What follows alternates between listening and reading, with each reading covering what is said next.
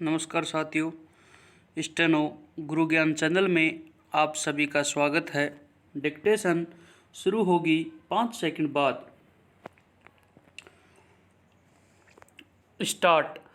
कानपुर के एक सरकारी संरक्षण गृह में 57 बालिकाओं के कोरोना वायरस से संक्रमित पाए जाने की घटना यह बताने के लिए काफ़ी है कि इस बेहद गंभीर आपदा की स्थिति में भी सरकार और उसके संबंधित महकमे किस स्तर की लापरवाही बरत रहे हैं।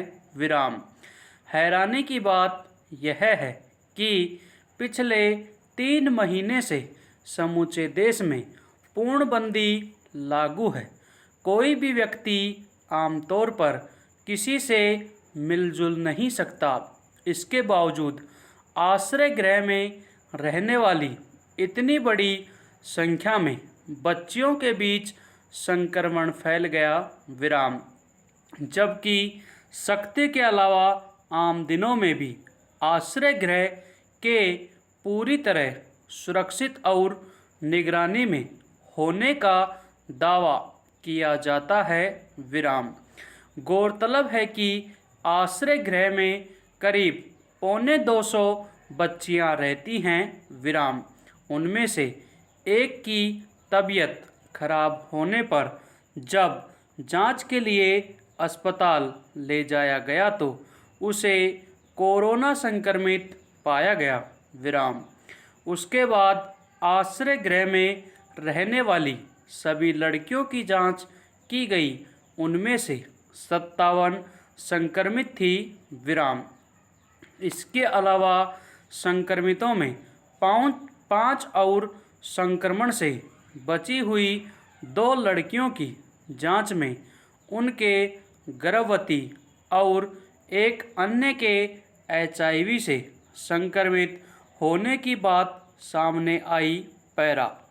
जाहिर है इसके बाद तीखे सवाल उठे कि आखिर आश्रय गृह में बच्चियों को किन हालात में रखा जा रहा है और उनके साथ कैसा बर्ताव हो रहा है।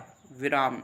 हालांकि प्रशासन ने अपनी सफाई में यह कहा कि जिन लड़कियों को गर्भवती पाया गया वे वहां आने से पहले से ही इस स्थिति में थी। विराम। हो सकता है यही तथ्य हो। विराम। लेकिन इतनी बड़ी संख्या में कोरोना से संक्रमित होने, कुछ के गर्भवती और एक के HIV संक्रमित होने की गंभीरता से जांच कराने और इस लापरवाही के जिम्मेदार लोगों के खिलाफ सख्त कार्रवाई की जरूरत है। विराम।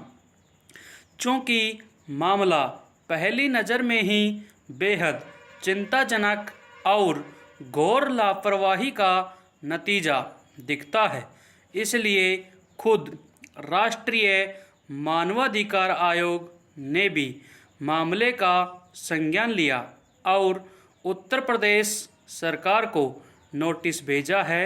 विराम।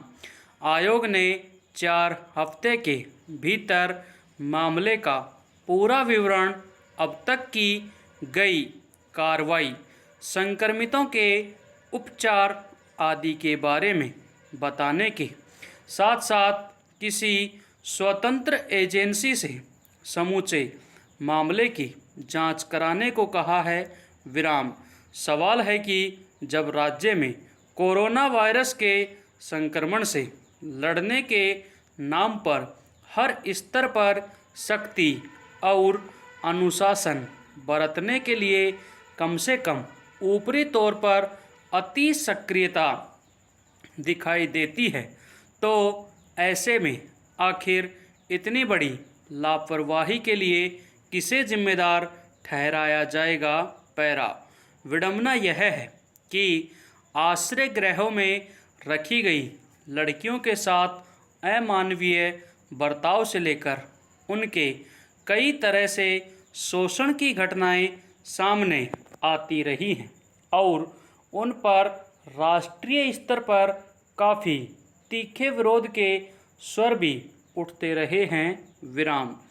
बिहार के मुजफ्फरपुर में स्थित एक आश्रय गृह में करीब 3 दर्जन बच्चियों के यौन शोषण और उन पर अत्याचार की जैसी घटना सामने आई थी, उसने समूचे देश के संवेदनशील लोगों को दहला दिया था। विराम। उत्तर प्रदेश के ही देवरिया के एक आश्रय गृह में रखी गई लड़कियों को देह व्यापार की आग में झोंकने की खबर सुर्खियों में आ चुकी है। विराम। ऐसी घटनाओं के सामने आने के बाद भी भविष्य में इसकी पुनरावृत्ति नहीं होने देने को लेकर सरकारें क्यों अपेक्षित गंभीरता नहीं दर्शा पाती? क्या ऐसा इसलिए है कि इन आश्रय गृहों में शरण लेने वाली या वहां पहुंचाई गई लड़कियां आमतौर पर गरीब पृष्ठभूमि से या फिर किन्हीं वजहों से बेहद लाचारी की हालत में होती हैं?